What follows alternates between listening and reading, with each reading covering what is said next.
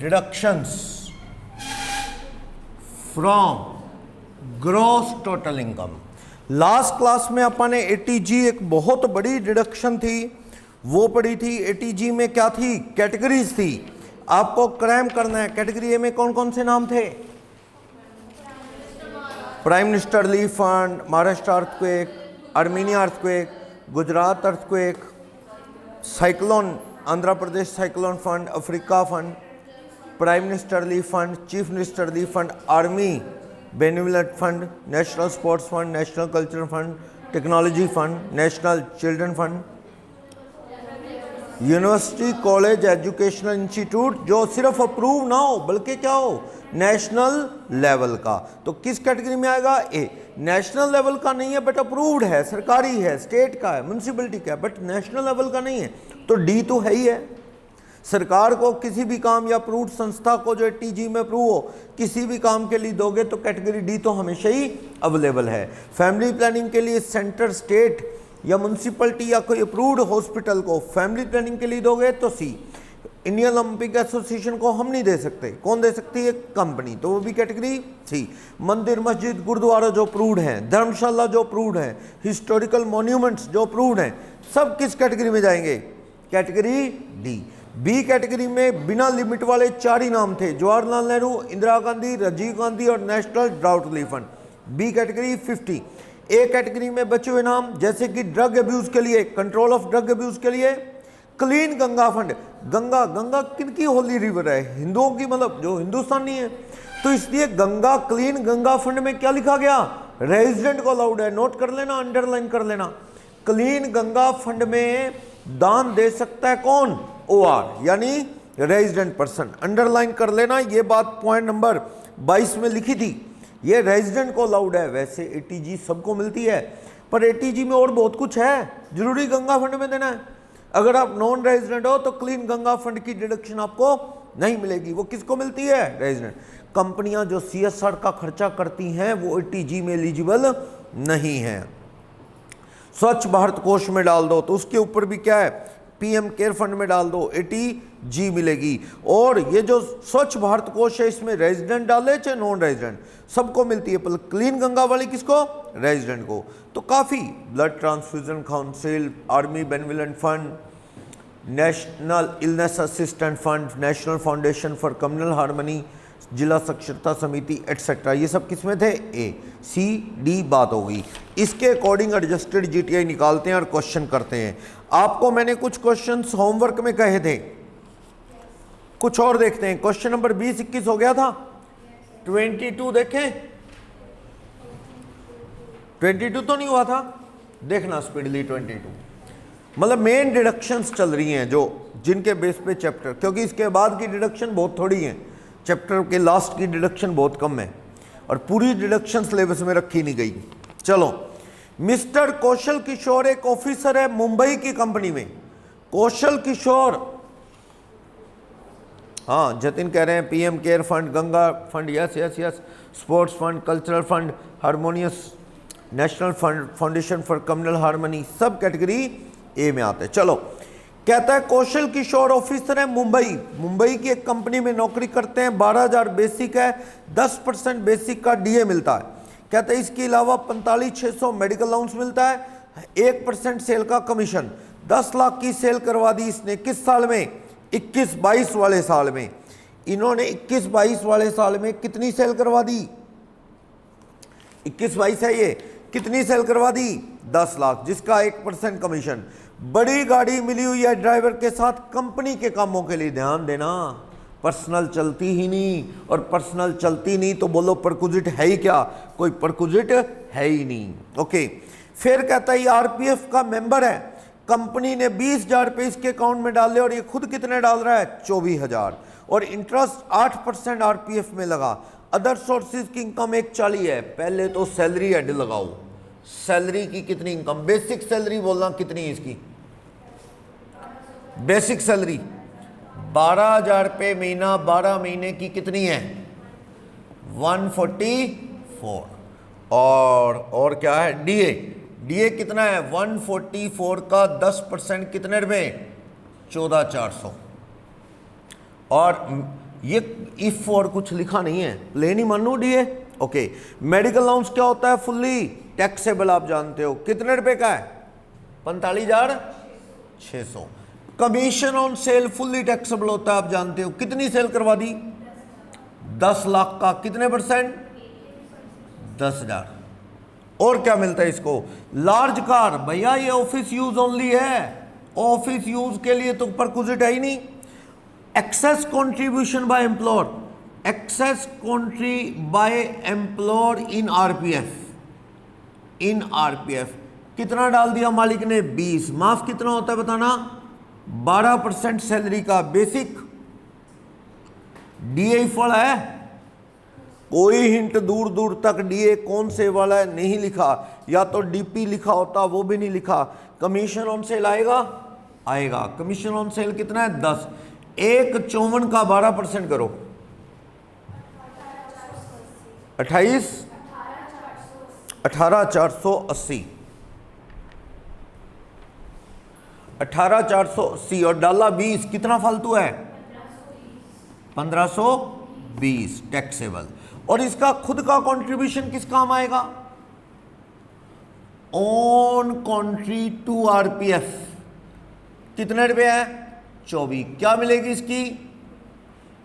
ATC. भूलना जाना, खुद के कंट्रीब्यूशन पे एटीसी, और जो मालिक आपके खाते में डालता है वो 12% से ऊपर टैक्सेबल।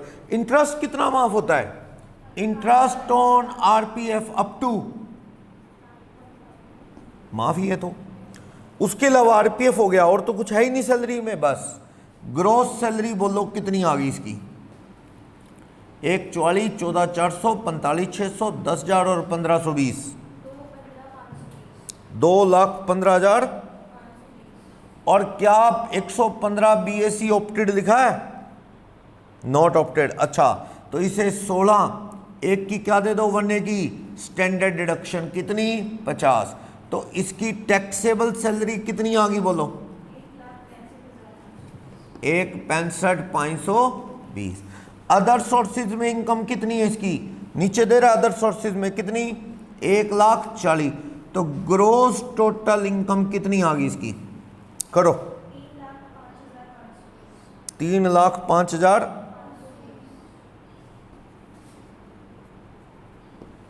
अब जीटीआई तो 3,05,520 आ गई, इसमें से डिडक्शन भी तो देनी है। पढ़ो डिडक्शन क्या? एक तो एटीसी खुद के कंट्रीब्यूशन पे मिलेगी, नीचे पढ़ो क्या कह रहा है। प्रीमियम दिया अपनी लाइफ पे, नीचे देखो ऑन एलआईपी का प्रीमियम कितना दिया? 6,000 रुपये। ये कह रहा है इसने 6,000 प्रीवियस ईयर में दिए 6। दूसरा, अब ये अगर 31 मार्च 12 तक बीमे हैं तो पॉलिसी का 20%, 31 मार्च 12 के बाद पॉलिसी का 10, लेकिन 31 मार्च 13 के बाद हैंडीकैप्ड की पॉलिसी का 15। पर यहाँ पॉलिसी का अमाउंट ही नहीं है, तो मानो within power within limit ही होगा। क्या करें? आगे चलो। वाइफ की लाइफ पे एलपी कितनी पेगी? हाँ जी। मेजर लड़के की लाइफ पे, हाँ जी बोलो क्या कहते हो? कितनी मिलेगी? मिलेगी। मैरिड अनमैरिड जैसा मर्जी हो। फादर की लाइफ पे नहीं मिलती है टीसी। फिर नेफ्यू, फादर का नंबर नहीं आ रहा, नेफ्यू का नंबर कहाँ आ जाएगा? नहीं मिलेगी नेफ्यू की लाइफ पे बीमा। ओके, खुद का मेडिकल करवाया, हाँ जी खुद का मेडिकल करवाया तो कौन सी दे देना? एटीडी। कह रहा है ओन मेडिकल चेक से भरा 4,000 रुपये, तो कौन सी मिल जाएगी? एटीडी 4,000 रुपये की। मेडिकल इंश्योरेंस की मिलती है ना, बोलो। मेडिकल इंश्योरेंस चेक से कैश नहीं देना, जैसे भी दो, चेकअप का होता है कैश। तो आगे चलो, कहते हैं यूलिप खरीदे। यूलिप किस में आते हैं? Unit link insurance plan. ULIP किस में आते हैं? एटीसी में। कितने रुपए के यूलिप खरीदे? 4,000 रुपए के। उसके बाद कहता है हाउसिंग बैंक की लोन का परचेज करने के लिए घर के लिए किस्त भरी। क्या रह गया बीच में? चलो अभी देख लेता हूँ। 8th ये है यूलिप का, हो गया 7। ओके, फिर 8th रह गया एनएससी का, 9th हो गया हाउसिंग बैंक का। हाउसिंग बैंक का लोन पे किया है प्रिंसिपल, तो वो किस काम आता है? टीसी। बैंक का लोन लिया है घर के लिए 25,000। बीच में क्या रह गया? 8th। एनएससी में पैसा इन्वेस्ट किया है कितने रुपए? 10,000। आगे चलो, दान दिया, फिर देखता हूं इलिजिबल इश्यू ऑफ कैपिटल में लगाया। हाँ जी, इलिजिबल इश्यू कैपिटल क्या था? एटीसी। कौन सी कंपनी में लगाना है? इंफ्रास्ट्रक्चर वाली इलिजिबल होती है। देश का फायदा होगा ना, अगर आप इंफ्रास्ट्रक्चर वाली कंपनीज में लगाओगे तो उससे कंपनी को पैसा मिलेगा और देश का इंफ्रास्ट्रक्चर में काम और ज्यादा होगा। तो करना टोटल कितना आ गया? लेकिन 161 दे तो नहीं सकते टीसी। कितनी दे सकते हैं टीसी? 1.5 लाख। अब आ जाओ 80G। हाँ जी, दान कहाँ दिया है? एनडीएफ। कुछ क्वालिफाइंग लिमिट सोचने की जरूरत है। एनडीएफ नेशनल डिफेंस फंड तो किस कैटेगरी में आ गया आपको पता है? नेशनल डिफेंस फंड कितने रुपए का है? 5। वो तो कैटेगरी ए में 100% ही मिल जाती है, आपको पता है। तो आप बताओ टीआई यानी टैक्सेबल इनकम कितनी आ गई? बोलो।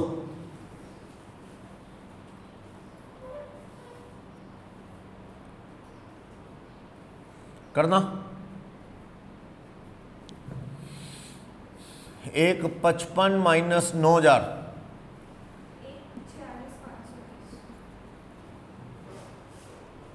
आ गया आंसर? बोलो, किसी को डाउट?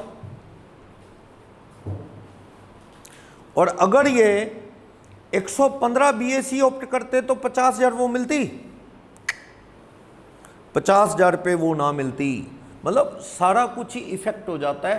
तो आपको ये 100 कुछ ना लिखा जाए, 115 बीएससी को आपने एक बार क्या कर देना है? इग्नोर कर देना है। इग्नोर करके सोचना है आपने। नोट्स थे ना सभी के पास? चलो आगे चलना। क्वेश्चन नंबर 23 पे। 23 किया क्या आप लोगों ने? मैंने आपको 20-21 कहे थे ना।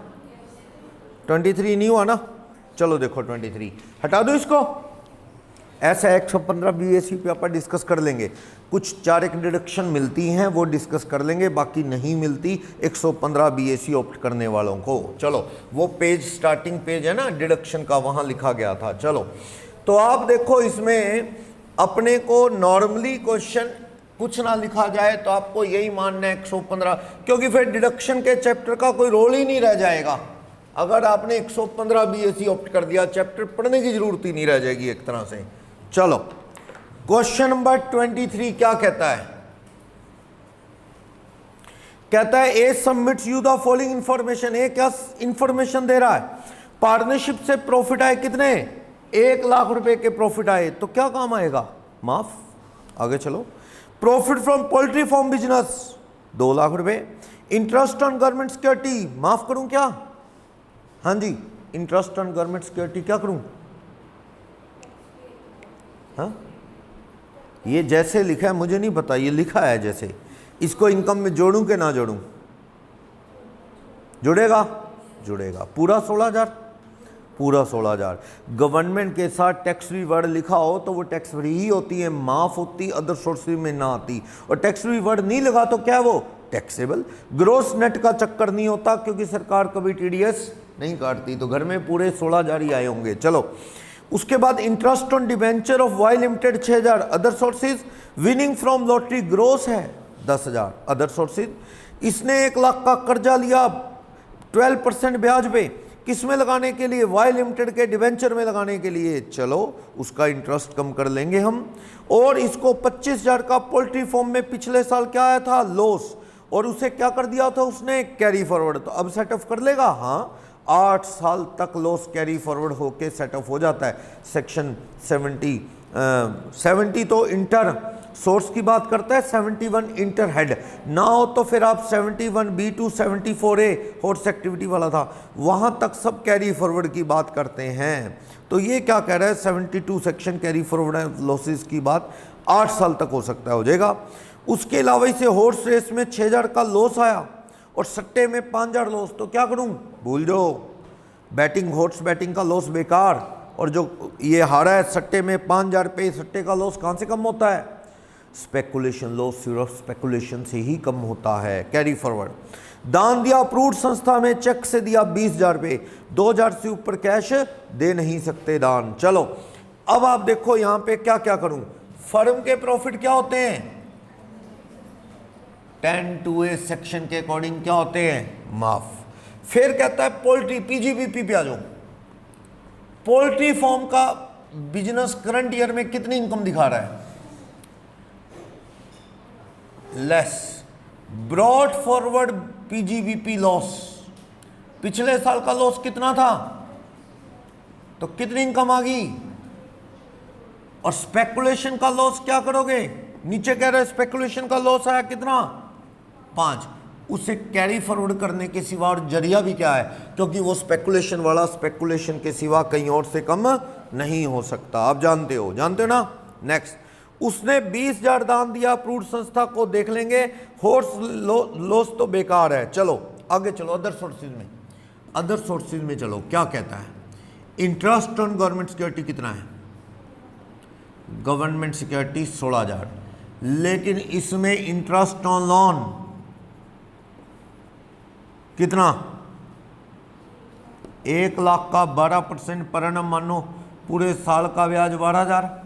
क्या 12,000 कम करूं या मैक्सिमम 3200 कम करूं? 12 पूरा कम होगा या मैक्सिमम 3200 कम होगा?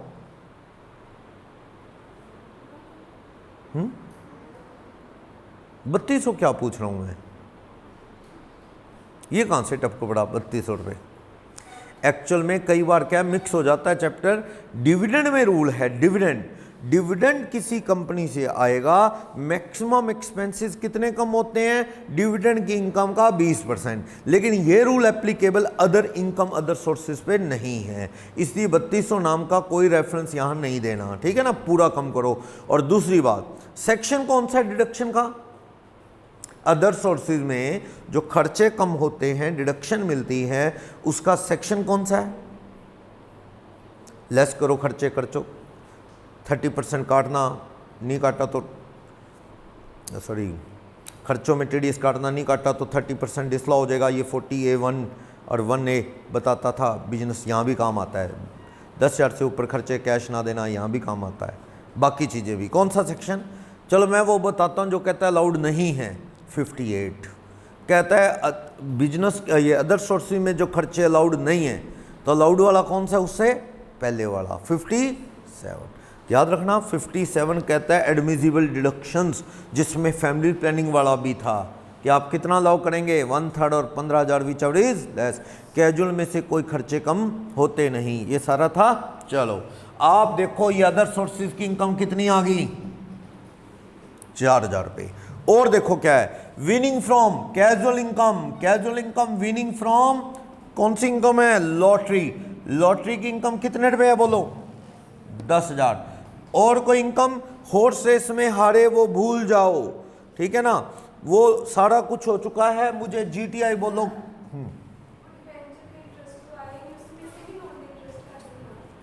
किसमें से? अच्छा एक और चीज थी, अच्छा गवर्नमेंट सिक्योरिटी नहीं थी ये, ऊपर लिखो ये इंटरेस्ट ऑन गवर्नमेंट सिक्योरिटी कितने रुपए हैं? एक और था income, interest from Y limited debenture, कितने रुपए इंटरेस्ट आया? 6, और खर्चे 12, तो कोई दिक्कत नहीं। 6,000 रुपये क्या हो जाएगा? माइनस, कोई दिक्कत नहीं। इनकम 6,000 आई, लेकिन ब्याज कितने पड़ गए? 12, तो 6,000 रुपये क्या आ गया वहां से? लॉस, कोई बात नहीं। अदर सोर्सेज में ये है ना 16, यहां से भी कट जाएगा। अब बोलो इनकम कितनी होगी? 175 और 195। अब आप इसमें से डिडक्शन देने जा रहे हैं। कहां दिया दान? 20,000 अप्रूव्ड संस्था को। 80G की कौन सी कैटेगरी में जाएगा ये दान? डी। पहले मुझे 80G की कैटेगरी डी का दान 20,000 है, वो बताओ कि एडजस्टेड जीटीआई कितनी है? हाँ जी, जीटीआई कितनी? 195 माइनस, क्या कोई लॉन्ग टर्म कैपिटल गेन है? 111 है शॉर्ट टर्म। फर्म की इनकम जोड़नी नहीं, वो तो माफी है। कोई अदर डिडक्शन है ना, तो बस एडजस्टेड जीटीआई क्या आ गई? 195 ही आ गई, कोई और चीजें थी नहीं, लॉन्ग टर्म या अदर डिडक्शन। तो इसका 10% करना, 195 का कितना? 19,500 ही क्वालिफाइंग अमाउंट आएगा। मामूली सा कम हो गया क्वालिफाइंग अमाउंट। कितना क्वालिफाइंग अमाउंट आ गया? 19,500। उसका कितने परसेंट मिलेगी, 50 करना 97 50। तो आप देखो यहां टैक्सेबल इनकम कितनी आ गई, बोलो। यहां मैंने ये क्वेश्चन किया, कई बार बच्चे ना यहां गलती करते हैं, एडजस्टेड जीटीआई में कैजुअल भी कम कर देते हैं। कैजुअल थोड़ी कम होती है, हाँ टैक्स फ्लैट रेट से लगता है, कोई डिडक्शन नहीं मिलती, कोई खर्चे नहीं कम होते, पर डिडक्शन का एडजस्टेड जीटीआई मीनिंग लेते वक्त नहीं होती कम, कैजुअल। समझा? एक तरह से पिछली रिवीजन होती है इस चैप्टर को करने से, काफ़ी कंसेप्ट पिछले काम आते हैं पर थोड़े थोड़े काम आते हैं। जब अपन स्पेशल चैप्टर पढ़ रहे होते हैं, कैपिटल गेन अदर सोर्सेज, तो बड़े बड़े बड़े क्वेश्चन करते हैं, और जब वो कॉमन पूल में आते हैं तो छोटे छोटे कंसेप्ट काम आते हैं। सही है। अब बताओ मुझे, आपने 24 नंबर क्वेश्चन किया आप लोगों ने, 26 24 23 में बोलो कोई डाउट, 28 24 26 23 28। अब आप देखना क्वेश्चन नंबर 25, हटा दूं ये हटा दूं? हाँ जी, जो लोग ऑनलाइन है देखो क्वेश्चन नंबर 23 हो गया है, क्वेश्चन नंबर 25 पे चलना, फिर और डिडक्शंस देखते हैं हम लोग। और डेली की डेली ना सारी डिडक्शन पढ़ते रहो, क्योंकि एक साथ याद रहनी चाहिए, 80C से लेके सारी। 25 क्या कहता है? 25 इसलिए इंपॉर्टेंट है क्योंकि यहां मिस्टर ब्राउन है, नाम से क्लियर है, ब्राउन ब्लैक ये वही होते ना, mister white, mister brown, mister black, ये सारे उधर ही होते हैं। कहता है mister brown supplies you the following information, interest on bank FD कितने रुपए, 59,000, dividend on share of foreign company, India के बाहर ही मिला, ध्यान देना, डिविडेंड कहां से मिला, फॉरेन कंपनी, मिला भी कहां, फॉरेन में। ओके। कहता है interest from deposit in various Indian company 30, income from horse race कहां लग रही है रेस, इंडिया में। शॉर्ट टर्म कैपिटल गेन जिस पे एसटीटी भरा है 1.5 लाख, ये जो short term capital gain STT भरा है तो इस पे तो क्या होगा, 15% फ्लैट। कौन सा सेक्शन, 111A। आगे चलो, मिस्टर ब्राउन नॉन रेजिडेंट है, जैसे कि लग ही रहा था नाम से, कह रहा है मिस्टर ब्राउन इंडिया में क्या है, नॉन रेजिडेंट है। कह रहा है कि इस बंदे ने, ब्राउन ने दान दिया 15,000 म्यूनसिपलिटी को, दिल्ली को, फैमिली प्लानिंग के लिए। हाँ जी, क्या नॉन रेजिडेंट को भी 80G मिलती है? सबको मिलती है, लेकिन गंगा वाले में नॉन रेजिडेंट नहीं दे सकता, फैमिली प्लानिंग में दे दे तो क्या दिक्कत है, दे सकता है, कहीं भी दे। ओके। फिर उसके बाद कहता है 2,000 चेक से क्या करवा लिया, मेडिकल इंश्योरेंस। हाँ जी, नॉन रेजिडेंट को मेडिकल इंश्योरेंस की मिलेगी, 80C मिलेगी, CCC मिलेगी, 80D भी मिलेगी, DD मिलेगी, उसमें स्पेशल वर्ड है रेजिडेंट, 80DD भी रेजिडेंट, 80 मिलेगी, मिलेगी, वहाँ रोक नहीं है। तो देखा जाएगा कहाँ रोक है कहाँ नहीं है। ओके। तो कहता है इसका माइनर बेटा हैंडीकैप्ड है जो इस पे डिपेंडेंट है, तो DD की ओर ले जा रहा है, DD के लिए, तो DD के लिए क्या होना चाहिए, रेजिडेंट। चलो, मिस्टर ब्राउन क्या है इंडिया में, brown non resident in India है। इनकम बताओ उनकी, इंटरेस्ट ऑन एफडी, एफडी का इंटरेस्ट कितने रुपए है इन इंडिया, भैया इंडिया में एफडी है तो छोड़ेंगे तेरी थोड़ी, इंडिया में एफडी है तो सारी वर्ल्ड की इनकम पे टैक्स ओआर देता है, पर तू नॉन रेजिडेंट है, नॉन रेजिडेंट इंडिया में किस पे टैक्स देगा, नॉन रेजिडेंट की कौन सी इनकम इंडिया में टैक्सेबल होगी, पहली दो, if any income received or deemed to be received in India, first time received. Second, income accrued or arise in India or deemed to be accrued or arise in India. Section बताना, deemed to be accrued or arise in India का क्या है, हाँ जी, अभी पढ़ा 999, बहुत बड़ा section है, बिजनेस कनेक्शन को लेके भरा पड़ा था, काफ़ी कुछ काम का था, कुछ काम का नहीं भी था, पर पढ़ना तो सारा पड़ता है, मतलब एक एक चीज़ एज इट इज़ ना भी याद रहे कोई दिक्कत नहीं, वो एक्सेस बढ़ा हुआ उसमें। चलो, पढ़ा था डीम टू बी क्रूड और राइज इन इंडिया, तो वो भी क्या इंडिया में टैक्स, उसके बाद कुछ नहीं, बस उसके बाद तो OR NOR की गेम है, NR में कुछ नहीं आता उसके बाद। चलो बताओ, ये बैंक कहाँ पे है, इंडिया में, जिसका ब्याज आया तो इंडिया में टैक्सेबल होगा, यस। अब ये बताना क्या होगा, dividend from foreign company received outside India, तो इंडिया में मिले ना, कमाए ना, तो तो टैक्स ही नहीं, ये बंदा नॉन रेजिडेंट है। इंटरेस्ट फ्रॉम कहां से, इंडियन कंपनी से कोई भी डिविडेंड इंटरेस्ट आएगा, सेक्शन 9 कहता है वो क्या माना जाएगा, accrued rise in India. Horse race की इनकम कैजुअल इनकम है, हॉर्स रेस की इनकम कैजुअल इनकम है, कितने रुपए है, रिसीव्ड है ना 17, ग्रोस ही है, चलो सही, नेट रिसीव होता तो मैं ग्रोस कर लेता। आगे चलो, short term capital gain 111A STT paid वाला कितने रुपए, 1.5 लाख। मिस्टर ब्राउन की जीटीआई बताना, जीटीआई कितनी आ गई, 256,500। अब मिस्टर ब्राउन कहते हैं कि मैंने म्युनिसिपैलिटी को दान दिया, दान को बाद में निपटेंगे, पता क्यों, दान पे एडजस्टेड जीटीआई का पंगा पड़ता है, इसलिए दान को बाद में देख लेता हूं।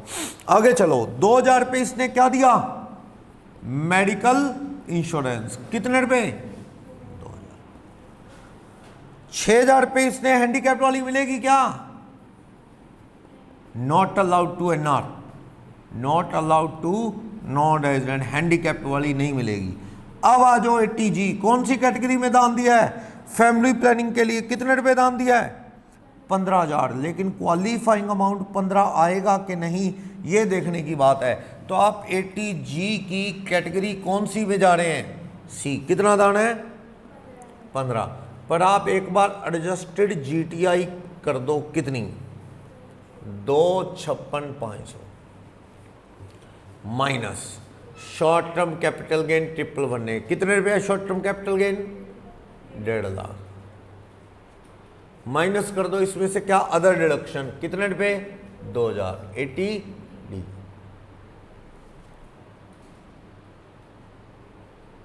समझ आया, कितने रुपए हो गया,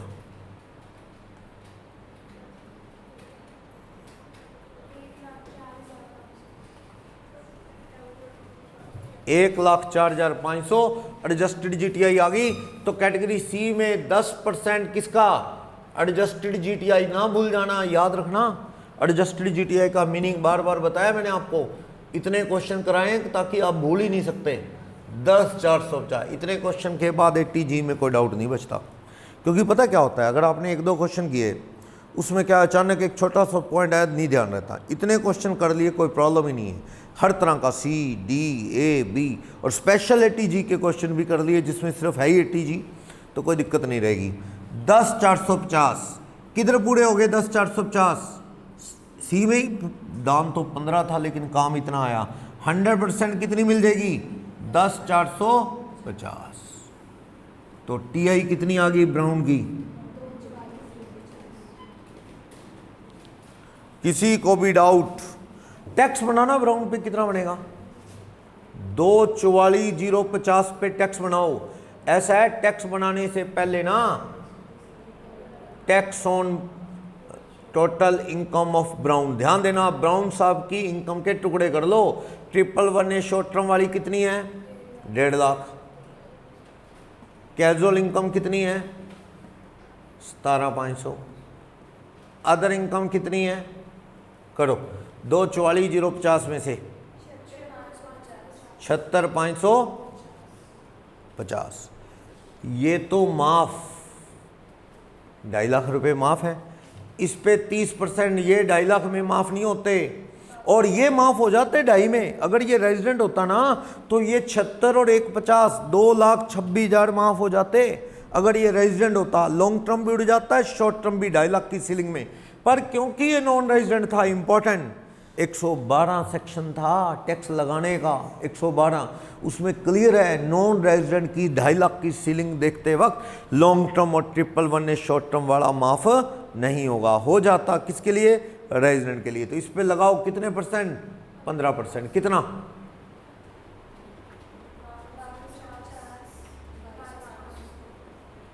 कितना टैक्स हो गया,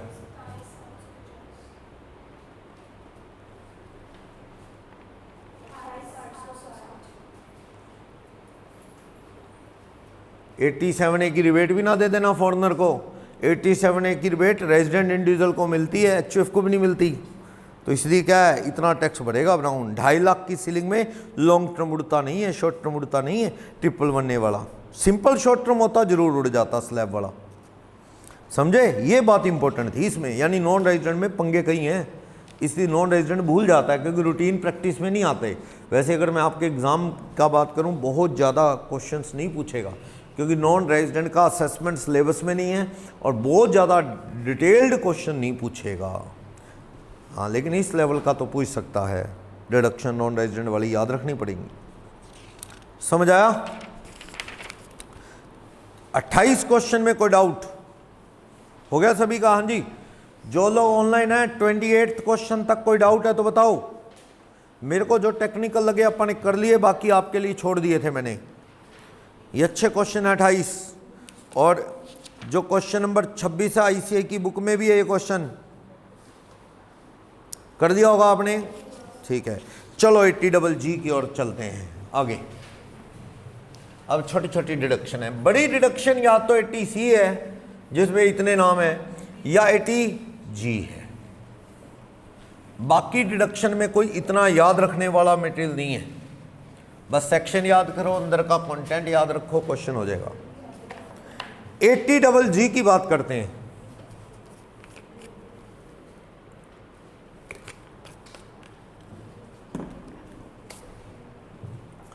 क्या कह रहा है, पढ़ो। 80GG, अगर आप रेंट पे करते हैं, रेंट पेड की deduction on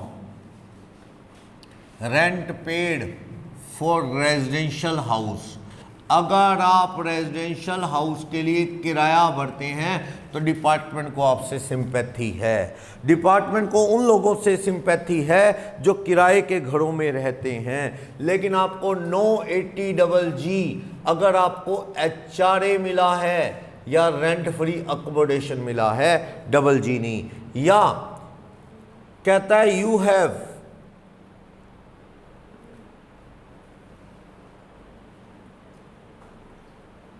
anywhere in India, तो भी डबल जी नहीं। तेरा कहीं घर और है, कहीं और घर है क्या? अगर तेरा कहीं और घर है तो वो क्या है, तेरे को डबल जी नहीं मिलती। तो घर वाला आदमी है यार, तू यहाँ किराए पे रहता है तो क्या हो गया, तेरे पास तो और भी घर हैं, तो डबल जी नहीं मिलेगी। क्लियर? इंडिविजुअल का कहीं भी सेल्फ ऑक्युपाइड घर ना हो। और कहता है wife, minor child doesn't have own house in city where assessee यानी हस्बैंड या उनका पापा बच्चों का assessee resides और वर्किंग। समझो, ये पॉइंट बहुत अच्छा है। कहता है कि मान लो राम रहता है, मान लो कानपुर में, और नौकरी करता है लखनऊ में। 100 किलोमीटर है, ज़्यादा गैप नहीं है, अप डाउन करता है। कानपुर में रहता है और नौकरी लखनऊ में करता है। तो कौन? राम। चलो, राम की वाइफ, राम के माइनर बच्चे का लखनऊ और कानपुर में अपना घर नहीं होना चाहिए। क्योंकि ऐसे कहना कि भाई वाइफ साथ में नहीं रखती या बच्चे साथ में नहीं रखते, तो ये बात ठीक नहीं है। उनके पास घर है और तू किराए पे रहता है, बात हजम नहीं होती। कहता क्या करूं साहब, बच्चे ऐसे हैं ना। माइनर बच्चे इतने इंडिपेंडेंट नहीं होते हिंदुस्तान में कि माइनर बच्चे के नाम घर हो और वो उसका फादर किराए के घर में रहे कि बच्चा साथ में नहीं रखता, ऐसा मानना ठीक नहीं है। लेकिन आप मेजर बच्चा साथ में ना रखा, ये तो घर घर की कहानी है इंडिया में, ये कोई बड़ी बात नहीं।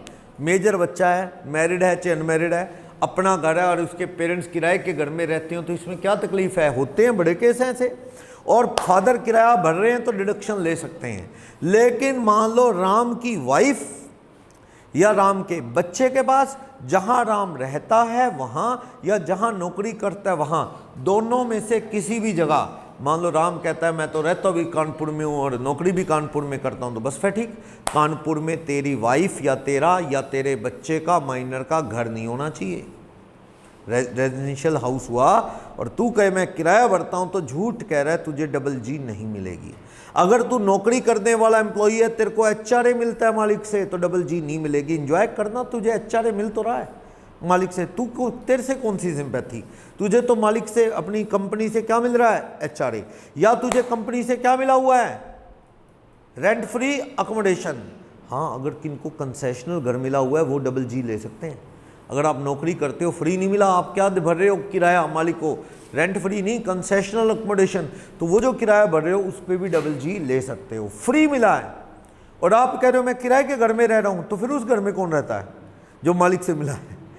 कहते जी वो वाइफ बच्चे रहते हैं ना, ना ना, ये बात सही नहीं, ये धोखा है, डिडक्शन तेरे लिए नहीं बनी।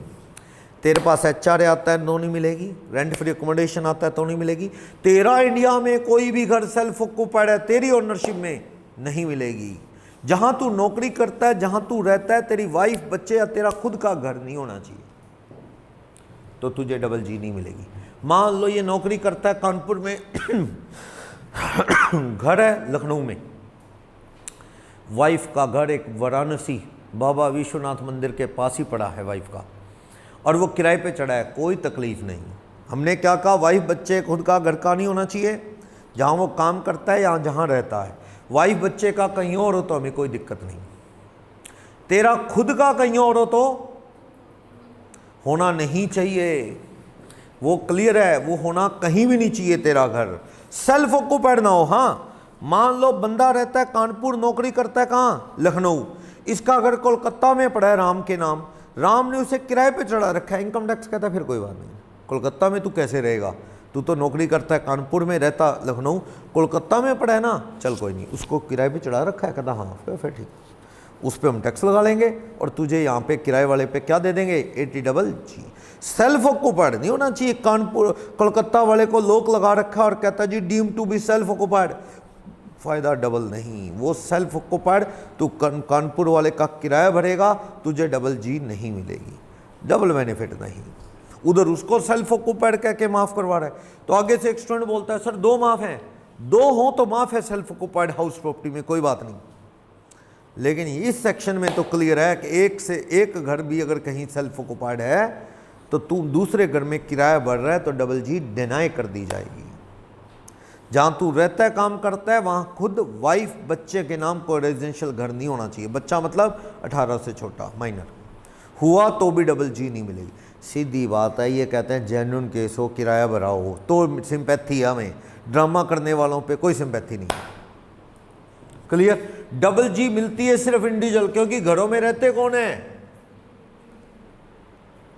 इंडिविजुअल, कोई सा भी इंडिविजुअल। कितनी मिलेगी, list of 3, list of 3 is deductible, तीनों में से जो कम है उसकी डिडक्शन है। 3 चीजें क्या, rent paid by assessee, assessee ने जो किराया भरा -10% ऑफ, इससे आपको HR याद आता होगा ना, rent paid -10% of salary, section 10 देना है नहीं, मैं ये कर रहा हूँ rent paid by assessee -10% of adjusted GTI, 25% किसका, एडजस्टेड GTI, 5,000 रुपये महीना यानी साल का 60। अब एडजस्टेड GTI का मीनिंग, पांचों एड का टोटल, कोई लॉन्ग टर्म या ट्रिपल बनने वाला शॉर्ट टर्म है वो, minus all other deduction except 80 double G छोड़ के बाकी सारी डिडक्शन दे दो, डबल जी छोड़ के बस वो आ जाएगी 80 जी में, यही था, वहाँ 80 जी छोड़ के सब लेस कर दो, यहाँ 80 डबल जी में डबल जी छोड़ के बाकी लेस कर दो। एक स्टूडेंट कहता है जी दोनों आ जाए, दोनों कोई दिक्कत नहीं है, दोनों में आ जाए। AB में क्या होगा, AB कैटेगरी में क्या होगा, रोक नहीं है। मान लो आप कहते हो नहीं जी CD वाला आ जाए, तो फिर ये देख लो कितना क्या है, 80 जी कितना है, मान लो ये 80 डबल जी 60 से ज़्यादा तो मिलती नहीं, तो वो 10% सीलिंग बनाने में कोई ज़्यादा दिक्कत नहीं आएगी, आप कोई भी क्वेश्चन लेके अगर देखेंगे तो। वैसे अगर कोई क्वेश्चन एग्जामिनर सेट करके बनाए तो टेक्निकल इशू आ सकता है, मैथमेटिकल इक्वेशन के थ्रू सॉल्व होगा। ये BCom लेवल के बच्चे पढ़ते हैं, उनकी बुक्स में मैथमेटिकल इक्वेशन बना के क्वेश्चन दिए होते हैं, हमारे लिए कोई रिक्वायर्ड नहीं, ना ICAI ने आज तक कभी इसका यूज़ किया, ठीक है ना, मतलब मेन कंसेप्ट पे फोकस किया है, क्योंकि टेक्निकली देखें तो दिक्कत आती नहीं। आप ध्यान से देखोगे वो सीलिंग है ना, मान लो 1 मिनट के लिए 80 जी में COD कैटेगरी का दान है 10,000, ठीक है, और आप देखो जी डबल जी 60,000 से ज़्यादा मिलती नहीं, आपकी इनकम जो है क्या, मान लो 20 लाख है, क्या हो जाएगा अगर डबल जी सारी, मैं एक बार रिज्यूम करके देख भी लूँ, एग्जैक्ट अमाउंट नहीं पता, मैक्सिमम 60 पता है, 20 में से 60 कम कर लूँगा तो भी कितना आ जाएगा, 1940 का 10%, 194।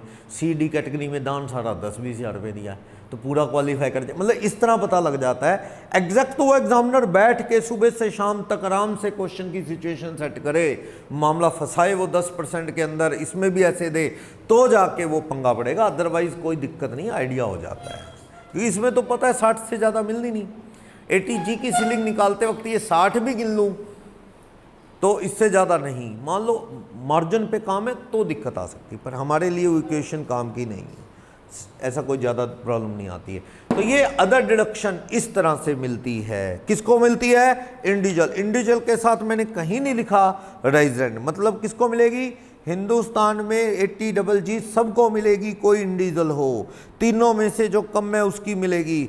एडजस्टेड GTI का मीनिंग मैंने बता दिया, 80G वाला ही है, बस एक्सेप्ट 80G की जगह एक्सेप्ट 80GG है। कंडीशन मैंने बता दी, घर खाली हो या फर्निश्ड हो, HRA रेंट फ्री अकोमोडेशन मिला ना हो, माइनर बच्चे या आपकी वाइफ का या खुद का या HUF जिस परिवार का पार्ट हो आप, उनका उस शहर में घर ना हो जहां आप रहते हो या काम करते हो, आपका खुद का किसी और शहर में सेल्फ ऑक्यूपाइड घर ना हो, लेट आउट है तो कोई बात नहीं, इनकम टैक्स कहता है चलो बढ़िया हमें किराए पे टैक्स तो आ रहा है, इस तरह ये चीज़ है। शर्तें पूरी करोगे तो डिडक्शन मिलेगी। आप डिडक्शन ले लो, कल को ऑफिसर इंक्वायरी कर सकता है कि सही है या नहीं। क्वेश्चन नंबर 29 पढ़ो, समझ जाओगे, पढ़ना। क्वेश्चन नंबर 29 से आप 80GG का सारा कंसेप्ट समझ जाओगे। क्वेश्चन नंबर 29 पढ़ना, क्या कहता है? कहता है मिस्टर गणेश बिजनेसमैन है जिनकी 80GG से पहले GTI कितनी है? 4,60,000। और ये कह रहा है कि इन्होंने 12,000 किराया भरा है रेजिडेंशियल हाउस का मुंबई में, तो बोलो डबल जी कितनी मिलेगी? आप पहले मुझे इनकी एडजस्टेड GTI बताना। 460, कोई और डिडक्शन है ना? तो 460 ही आ गई। रेंट पेड बताना, 12 महीने का 144 माइनस 10%, एडजस्टेड GTI कितनी है? 460, इसका 10% 46,000, तो 144 माइनस 46,000 करना 98,000। एडजस्टेड GTI का करना 25%, 460 का 115, फिर ये 5,000 रुपये महीना करना, तीनों में से कम क्या है? 60,000 रुपये की 80GG मिल जाएगी। 60,000 TI कितनी आ जाएगी? 4,000। समझ आइए। क्वेश्चन नंबर, नेक्स्ट क्वेश्चन पे चलना, ये तो कोई खास क्वेश्चन नहीं था, नेक्स्ट क्वेश्चन पे चलो, अच्छा क्वेश्चन है। डिडक्शन मेन पार्ट है हमारा, क्योंकि आप प्रैक्टिकल लाइफ में भी डिडक्शन नहीं जानते तो आप किसी का टैक्स नहीं बना सकते। बाकी इतनी डिटेल चीजें नहीं काम आती जो चैप्टर वाइज डिटेल में बहुत कुछ पढ़ते हैं।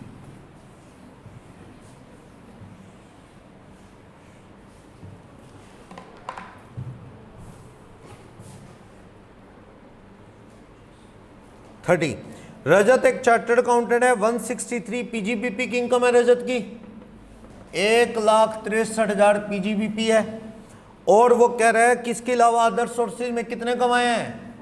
7। कहता है वो मेडिकल इंश्योरेंस देता है, तो GTI कितनी होगी? 170। मेडिकल इंश्योरेंस कितने दे रहा है? मेडिकल इंश्योरेंस कितने? 2,000। कैसे दे रहा है बोला है? 2,000 रुपये दे रहा है चेक से। उसके बाद क्या कह रहा है?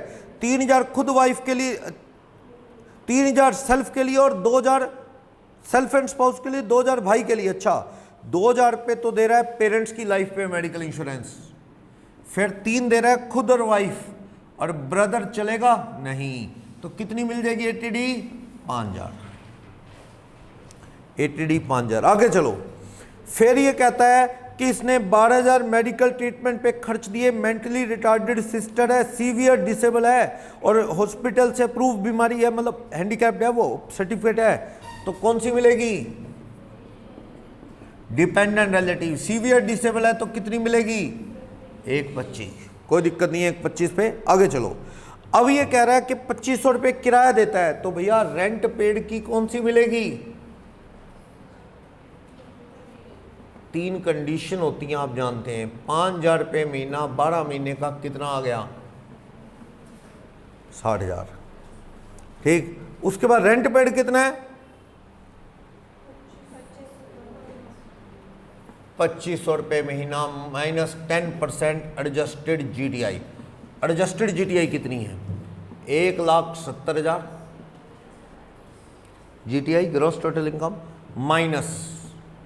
माइनस क्या? Other deduction. अदर डिडक्शन कितनी है? 5,000 माइनस 1,25 80 कितना आ गया? ये कितना? 40,000।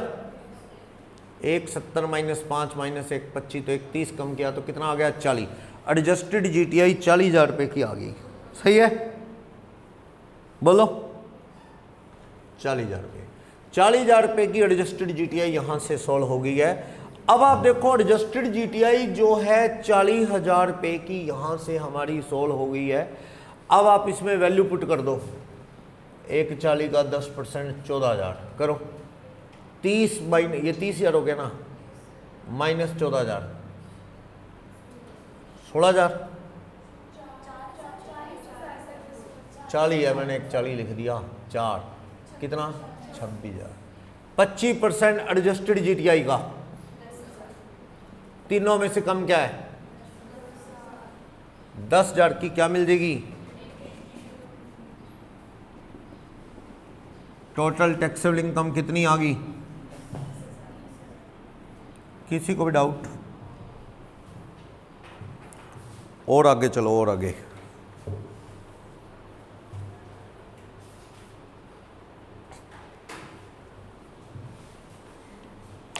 फर्स्ट वाला पेज है आपके पास? फर्स्ट स्टार्टिंग इसका जो इससे पहले स्टार्टिंग से।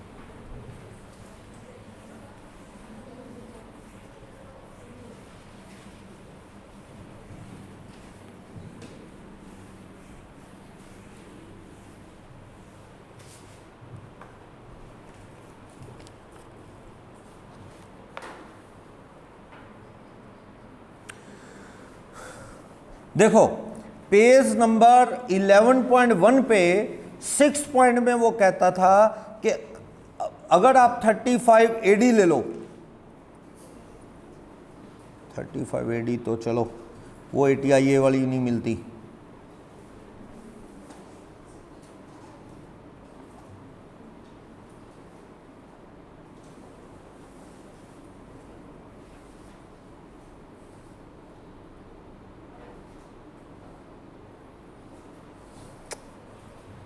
लो, कुछ ना डिडक्शन के रेपिटेशन के बारे में कहता है कि अगर आप कोई कॉन्ट्री करते हो, एक डिडक्शन आएगी ATGG के बाद ATGGA। जैसे आप साइंटिफिक रिसर्च के लिए दान देते हो ना, तो आप 35 सेक्शन की ले सकते हो ना। अगर वो ले लो तो यहाँ नहीं। अगर मान लो आप बिजनेसमैन नहीं हो, मान लो एक सैलरीड एम्प्लॉई दान दे दे, तो वो साइंटिफिक रिसर्च के लिए तो 35 कहाँ लेगा? उसका तो P&L ही नहीं है, उसे GGA दे दी जाती है। एक बेनिफिट मिलेगा, मतलब दो नहीं, या तो वहाँ या यहाँ। 35 AD नए बिजनेस पे ले ली तो यहाँ काफ़ी सारे सेक्शन हैं, ATIA से लेके IB IC IDI, वो नहीं मिलेगी, डबल बेनिफिट नहीं। चलो पर चलो पहले एक क्वेश्चन और कर लो 31, फिर देखते हैं आप। GGA जो मैं बात कर रहा हूँ वो नेक्स्ट सेक्शन से रिलेटेड है। क्वेश्चन नंबर 31 क्या कह रहा है? राज सिरसा में नौकरी करता है, चलो ठीक है। बेसिक सैलरी 20,000 है, DA वाला 10% बेसिक का है। उसे घर मिला हुआ है जिसका नहीं, अच्छा उसने घर ले रखा है जिसका फतेहाबाद में वो किराया भरता है 4,000 रुपये महीना, ठीक है। कहता है इसके अलावा उसकी सेविंग अकाउंट पे ब्याज की इनकम है 70। इसमें ना आगे एक सेक्शन आएगा ATTTA, एक आम आदमी को 10,000 रुपये तक का ब्याज माफ़ है, और बुजुर्ग आदमियों को सेविंग अकाउंट ही नहीं FD का ब्याज मिला के RD का 50,000 माफ़ होता है सीनियर सिटीजन को TTB में। ये तो आम आदमी है, इसकी उम्र लिखी नहीं, तो ये क्या है ATTTA 10,000 रुपये तक का एलिजिबल होगा। चलो आगे आएगा वो। गेम से जीता 7,000 रुपये। कहता है ना ही इसका, ना वाइफ का, ना माइनर बच्चे का सिरसा या फतेहाबाद में कोई सेल्फ ऑक्यूपाइड घर है। यानी ये डबल जी लेने के लिए एलिजिबल है। यस। कहता है राज की इनकम निकाल लो, अगर ये 3,000 नेशनल चिल्ड्रन फंड में चेक से दे देता और 20,000 रुपये कहाँ डाल देता है, पीपीएफ में। पहले राज की बेसिक सैलरी बोलो कितनी है, 20,000 इंटू 12 कितनी होगी, 2,40,000। डीए 240 का 10% कर दूं, 24,000, यही हो गया ना। उसके अलावा इसे सैलरी से कुछ और मिला है क्या, और कुछ नहीं सैलरी में। तो ग्रॉस सैलरी कितनी आ गई इसकी, और अगर 115 BAC ऑप्ट नहीं करता तो स्टैंडर्ड डिडक्शन दे दो 16 बनने की, क्या 50। तो इसकी टैक्सेबल सैलरी कितनी आ गई, 2,14,000। आगे चलो, अदर सोर्सेज में इनकम कितनी है इसकी, other sources, interest on saving account, saving bank account, कितनी इनकम है, याद रखना पोस्ट ऑफिस के सेविंग अकाउंट में 3500 रुपये माफ है एक आदमी का, ज्वाइंट हो तो 7, लेकिन बैंक के सेविंग अकाउंट में कोई माफ सेक्शन 10-15 नहीं करता, सेक्शन 10 सब सेक्शन 15 माफ नहीं करता। चलो, इसके अलावा इसकी कैजुअल इनकम कितनी है, विनिंग वाली, विनिंग 7, बस। और तो मुझे कोई इनकम नहीं लग रही इसकी, टोटल करो, ग्रॉस टोटल इनकम 2,91,000। डिडक्शन दो इसे, डिडक्शन के लिए इसने क्या किया, 80C पीपीएफ में डाल दे, कितने पैसे, 20,000। और 80G में कहां दान दे दिया इसने, नेशनल चिल्ड्रन फंड, तो वो तो कोई कैटेगरी ए में आता है, कितने रुपए दान दिया, कोई क्वालिफाइंग निकालना ही नहीं, कितनी मिल जाएगी, डबल जी। इसका कहीं भी सेल्फ ऑक्युपाइड घर नहीं है इस शहर में, इसकी वाइफ बच्चे का भी नहीं है, तो इसे डबल जी मिलेगी। कितनी मिलेगी बताना, किराया भरता है कितना, ये 4,000 रुपये महीना, minus 10% of adjusted GTI, 25% adjusted GTI, 5,000 रुपये महीना, 12 महीने का कितना हो गया, 60,000। एडजस्टेड GTI कितनी, एडजस्टेड GTI 2,91,000।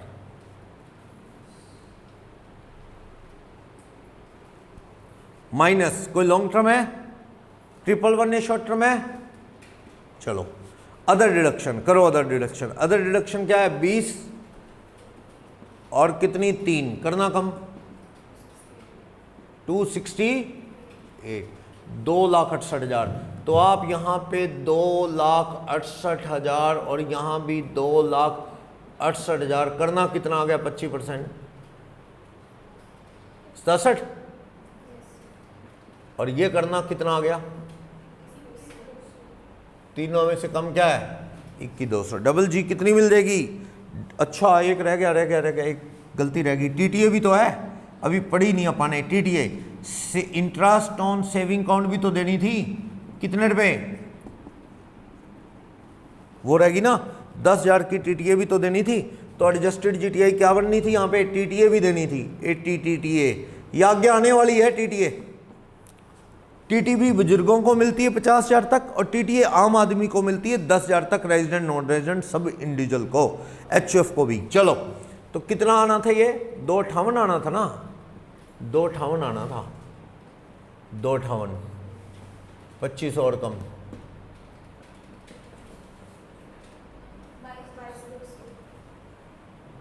तीनों में से कम क्या है, 80 डबल जी कितने रुपए की दे देंगे, डबल जी 22,200 रुपये। तो बताना टीआई कितनी आ गई, 2,35,800 रुपये की टैक्सेबल इनकम आ जाएगी। बोलो किसी को भी डाउट हो जाएगा, 80 टीटी आगे आएगी, 10,000 रुपये मिलती है, हो जाएगा। अगर ये कहता है 115 बीएससी ऑप्ट कर लेता है तो क्या होता, 115 बीएससी ऑप्ट कर लेगा, चलो बदलू इसे, 115 बीएससी ऑप्ट कर लेगा तो सैलरी की ये डिडक्शन कैंसिल, तो ये कितना आ जाएगा, 264, ठीक, 2 64 70 और 7 करना,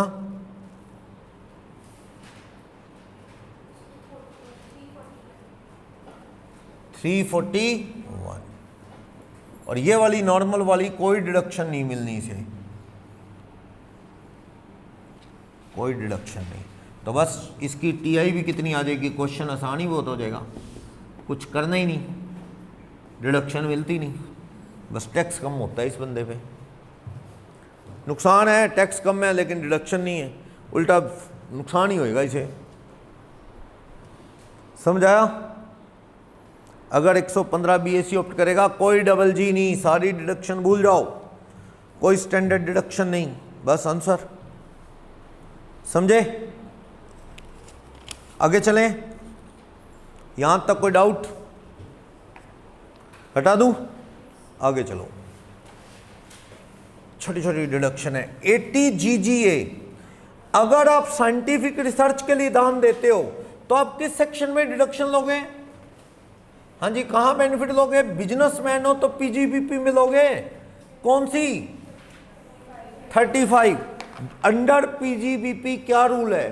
अंडर पीजीबीपी रूल है, अगर कोई साइंटिफिक रिसर्च के लिए किसी पब्लिक कंपनी को, आईआईटी, यूनिवर्सिटी, गवर्नमेंट को देता है 100% डिडक्शन मिलती है। अगर रूरल डेवलपमेंट के लिए देता है 35 सीसी मिलती है, अब आपके है नहीं 100%। और इलिजिबल प्रोजेक्ट है, ये भी सिलेबस में नहीं है। इलिजिबल प्रोजेक्ट है जैसे कि पॉवर्टी रेडिकेशन, गरीबी हटाने के और एटसेट्रा, साफ सफाई से रिलेटेड, ये सेक्शन है 35 AC, सिलेबस में नहीं है बिजनेस का। ये भी कितनी मिलती है? 100%। बस इतना याद कर लो कि कुछ कॉन्ट्रीब्यूशंस हैं, बिजनेस से लेना देना नहीं तो भी सरकार बिजनेसमैन को फायदा क्यों देती है कि इस बहाने वो क्या करेंगे, कंट्री साइंटिफिक के लिए करेंगे तो 100% डिडक्शन, रूरल डेवलपमेंट के लिए करेंगे तो 35 सीसी 100, एलिजिबल प्रोजेक्ट है साफ सफाई और इस तरह के प्रोग्राम, गरीबी हटाने के, पॉवर्टी रेडिकेशन, 100% डिडक्शन। अगर आप बिजनेसमैन हो तो आपको ये सारी यहाँ मिलेगी, आपको GGA नहीं मिलेगी। If you are businessman, you are businessman. अगर बिजनेसमैन हो तो बिजनेस के चैप्टर में खर्चे डाल लो ये। अगर if you are not a businessman or professional, अगर आप बिजनेसमैन नहीं तो you can claim 80 GGA 100% on amount paid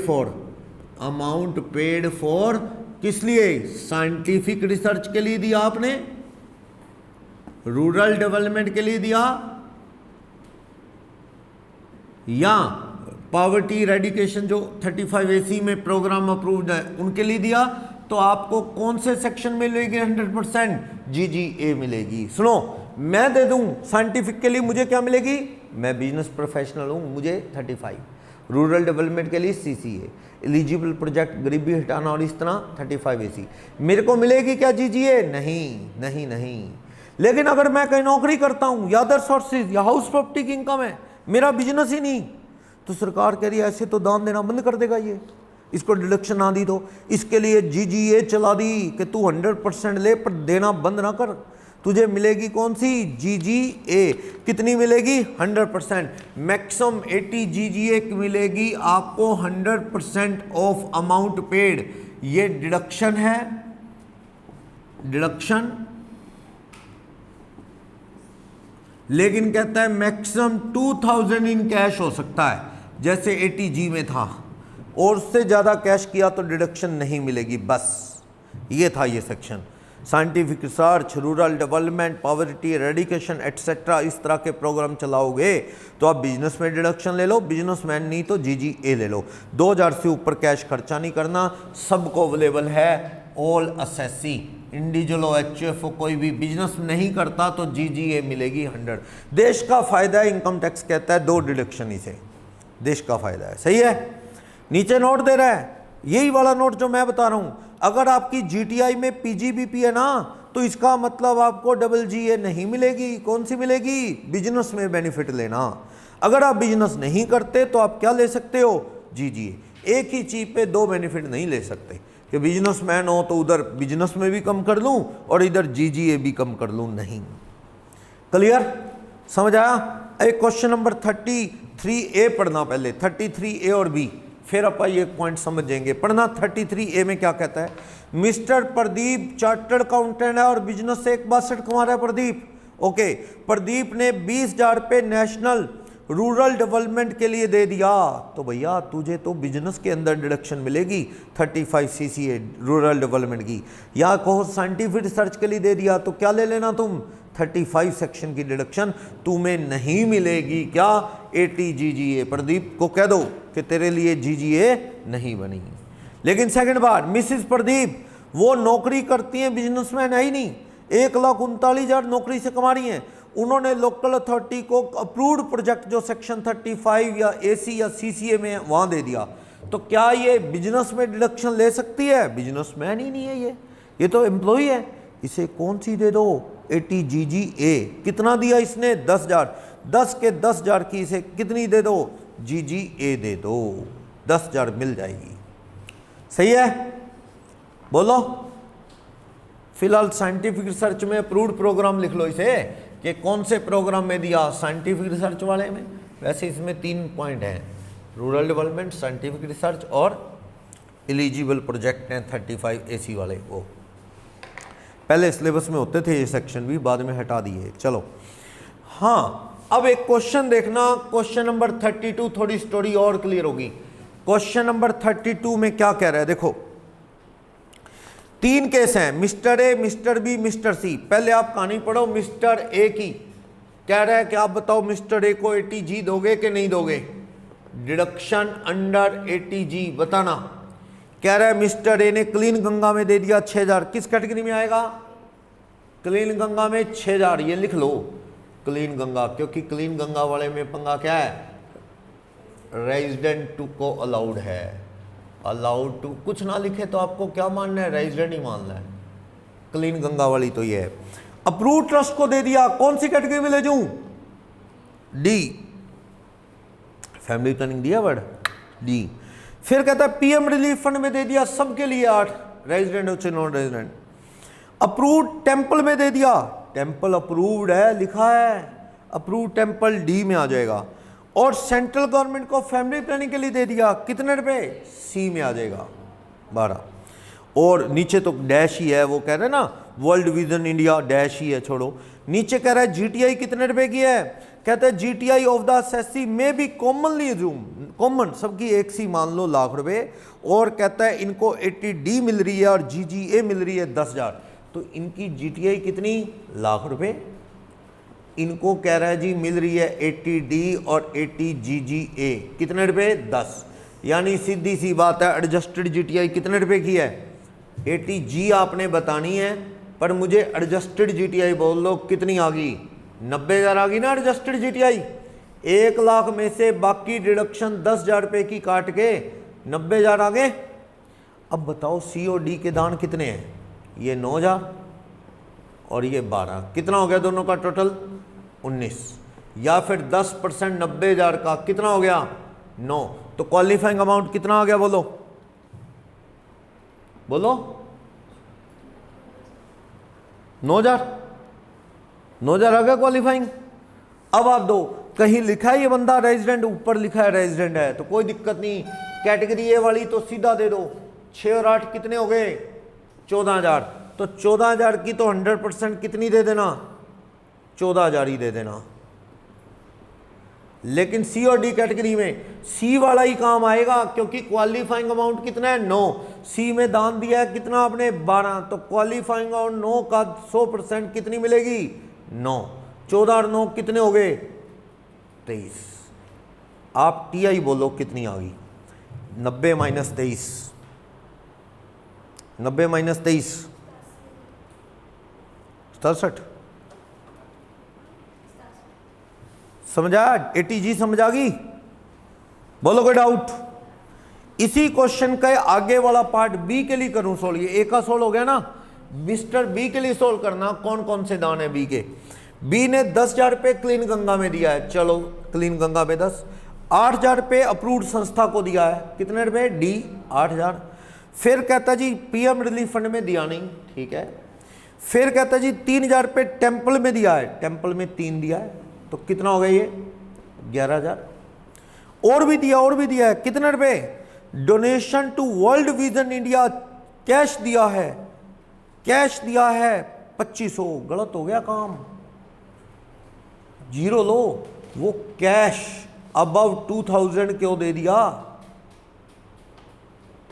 donation 2000 से ऊपर कैश कैसे दे दी वो वर्ल्ड विजन वालों को। वर्ल्ड विजन वाले कहता है टीजी में अप्रूव्ड हैं, लेकिन उनको कैश कैसे दे दिया आपने। कैटेगरी डी में ले जाता, वो 50% वाले में कवर है, कहता है वो तो कोई बात नहीं, ये वाले सारे कैटेगरी डी में ही जाते हैं, पर आपने 2000 से ऊपर कैश क्यों दे दिया, बेकार गया ये दान। कितना काम आएगा ये 3, 8 और 3 कितना हो गया 11। तो आप देखो 11 और 12 कितने हो गए ये। अच्छा ये इसने दिया ही नहीं, फैमिली प्लानिंग दिया ही नहीं, तो ये कितना आ गया 11, ठीक है। और ये क्लीन गंगा वाला 10 है। चलो आप एडजस्टेड जीटीआई बनाना है, इसकी एडजस्टेड जीटीआई बनाना 90 का 10% कितना क्वालिफाई करेगा 9 या 11, तो कितना 9। अब आप ध्यान से दो, कैटेगरी सी में ए कैटेगरी में तो कितना मिल जाएगा 10 का 10, ये बंदा रेजिडेंट है 10 का 10, और यहां पे दिया तो 11, पर क्या करें एडजस्टेड जीटीआई 9,000 आ रही है, उसका 50% कितनी मिल जाएगी 4500, तो 14,500 की एटीजी मिल जाएगी। किसी को डाउट है तो बोलो। सी पे चलूं, मिस्टर सी के लिए सोचूं, बोलोगे डाउट। सी के लिए सोचता हूं, क्वेश्चन यही है मिस्टर सी के लिए। मिस्टर सी के साथ क्या लिखा है, वो नॉन रेजिडेंट है। क्लीन गंगा में कितना दान दिया इसने 15,000, बेकार जाएगा, क्योंकि ये क्या है अलाउड टू रेजिडेंट होता है, बेकार जाएगा। हाँ अप्रूव्ड संस्था में कितना दान दे दिया, अप्रूव्ड संस्था में 5,000 दान दे दिया। फिर कहता 10,000 प्राइम मिनिस्टर रिलीफ फंड में दिया, prime minister national relief fund में दान दिया, वो तो काम आएगा, यस आएगा। फिर कहता अप्रूव्ड टेम्पल में दिया ना, कुछ नहीं दिया अप्रूव्ड टेम्पल में। फिर कहता जी 8,000 रुपये फैमिली प्लानिंग के लिए दिया, ठीक है 8,000 फैमिली प्लानिंग के लिए दिया। फिर कहता 1,500 रुपये वो विजन वालों को दिए, तो सही है ना, वर्ल्ड विजन वालों को दिए, कितने अप्रूव्ड है ये संस्था, अप्रूव्ड है, तो किस कैटेगरी में जाएगा 1500 तक, तो कैश 2,000 तक कोई दिक्कत नहीं। कितना हो गया ये 6500 और 8,000 ये, तो कितना हो गया 14,500। 10% एडजस्टेड जीटीआई का बना लो, बनाओ 90 का 10% 9, तो 14,500, क्वालिफाई कितना कर गया 9।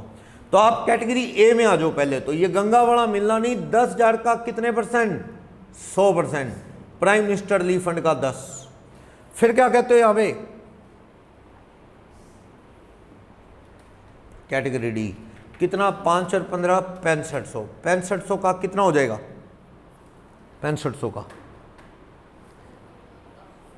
50%। अच्छा क्वालिफाइंग अमाउंट कितना आ गया 9,000 आ गया ना क्वालिफाइंग अमाउंट। आप 6500 8 14,500 ये 9, तो 9,000 रुपये पहले कौन सी दोगे 9,000 रुपये आ गया, 9,000 रुपये पहले कैटेगरी सी दोगे, कैटेगरी सी दोगे। सी कितने की है 8,000 का, तो 100% कितनी दे दोगे 8,000 दे दोगे।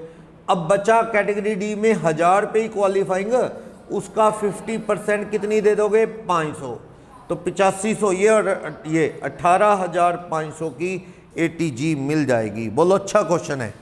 18,500 पता लगाना कैसे आया, चलें आगे, हटा दूं, चलो आगे।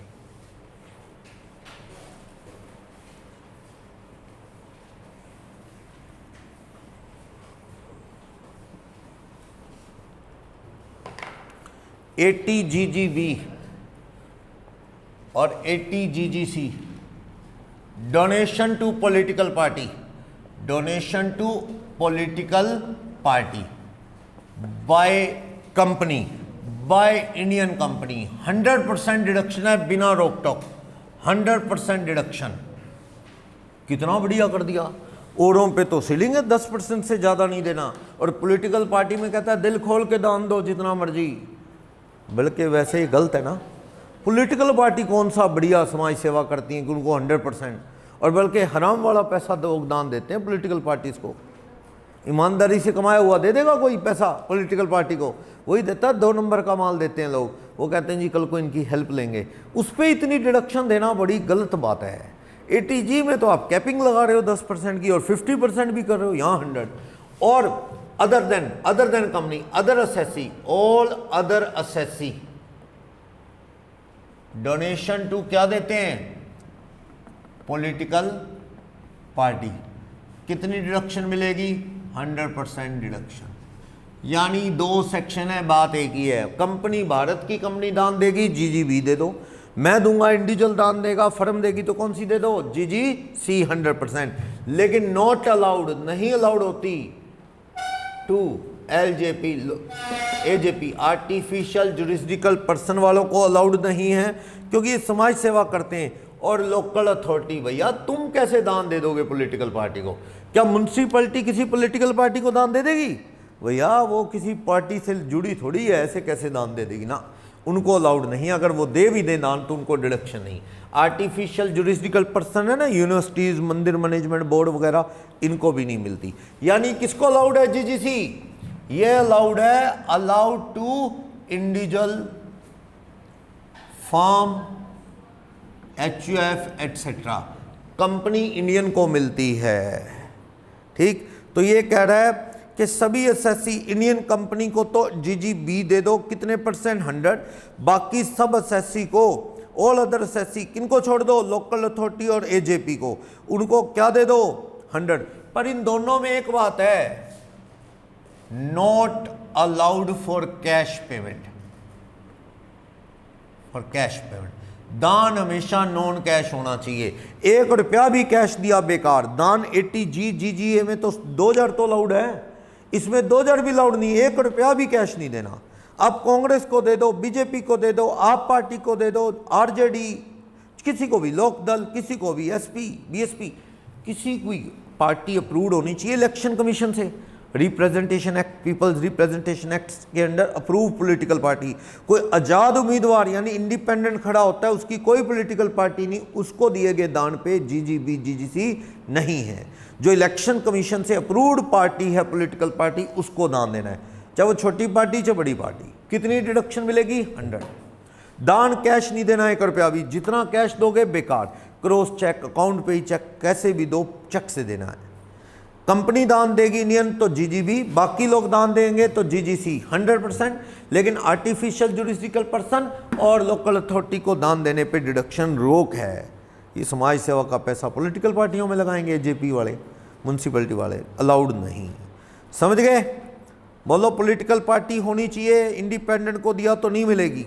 बस ये एक अपन टॉपिक पढ़ते थे सेक्शन 37(1) में, अलाउड डिसअलाउड एक्सपेंडिचर का। उसमें पॉलिटिकल पार्टी की किसी चीज में ऐड दोगे तो अलाउड नहीं था खर्चा, तो उसे दान समझ के GGC दे देना, वो चलेगा। GGB GGC वहां भी लिखा था। अगर पॉलिटिकल पार्टी की किसी चीज में ऐड करते हो तो उसको बिजनेस के खर्चे में क्लेम नहीं किया जा सकता। नीचे बॉक्स में नोट नंबर 2 में लिखा है, तो उसे दान समझ के GGB GGC दे सकते हो। ये बात नोट में दी गई है मिडिल में। क्लियर? समझ आया? कैश पे मिलती नहीं। तो आप 34वां क्वेश्चन देख सकते हो ना। हाँ, पॉलिटिकल पार्टी ना उनके वेलफेयर के लिए कंपनी भी बन जाती, इलेक्टोरल ट्रस्ट। आप सेक्शन 8 वाली कंपनी में पढ़ते भी थे, एक ऐसी कंपनी जो किसी पॉलिटिकल पार्टी की हेल्प के लिए बनाई गई है, उसके नाम के एंड में लिमिटेड, प्राइवेट लिमिटेड की जरूरत नहीं है। सेक्शन 8 की कंपनी वो पॉलिटिकल पार्टी को ही पैसा देगी इकट्ठा करके। तो ऐसी इलेक्टोरल ट्रस्ट को दान देना भी किसी पॉलिटिकल पार्टी को दान देना ही है। उस पर भी आप GGB GGC ले सकते हैं। पढ़ो 34वां क्वेश्चन। 2 लाख दिया इलेक्टोरल ट्रस्ट को चेक से, ठीक है। 25,000 एडवर्टाइजमेंट दी पॉलिटिकल पार्टी की किसी चीज में चेक से, 225 हो गया। और कहता है कि इस अमाउंट को, कहता है कंपनी एलिजिबल होगी क्या इस अमाउंट खर्च करने पे चेक से खर्च कर रही है, कितनी डिडक्शन? पूरी डिडक्शन। बिजनेस में डिसलाउड था ये एडवर्टाइजमेंट का, तो इसकी कौन सी दे दो? जीजीबी जीजीसी दे दो। पढ़ लोगे? आज सिर्फ इतना ही, 35 पढ़ के देख लेना, नहीं तो पकड़वा देंगे। ठीक है, तो डिडक्शन अब ज़्यादा नहीं बची, अगली क्लास में ख़त्म कर देंगे।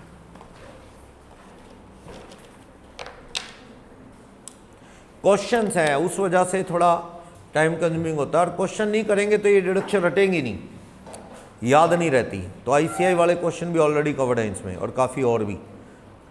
चलो।